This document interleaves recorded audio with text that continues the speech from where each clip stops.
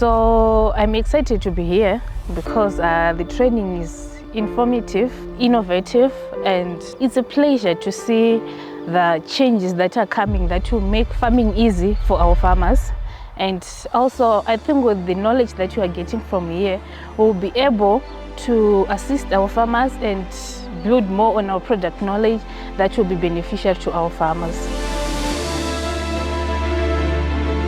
Ons is hier in Botawil by die sniper training van CNH Industrial. Dit is 'n kommersiële training op tegnologie en wat die tegnologie in die CNH maatskappy kan doen. Ons kry in diepte tegniese ondervinding hierso wat ons opbou. Ons kennis wat ons bietjie verbreed.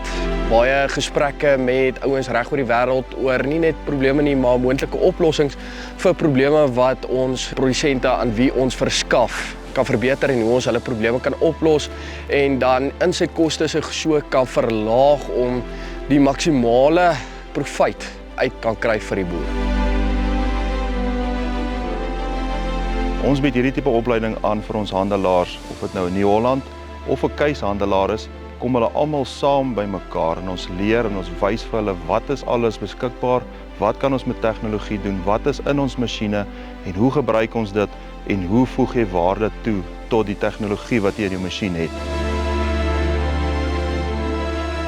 Ja, ndinonzi Mandija. I'm from William Bain. Tauya ku pano pa kuzoona kuzodziza ma-tractor. We are learning a lot. There are a lot of new tractors, new ideas. They are showing our new stuff. So I think it's a good show for us.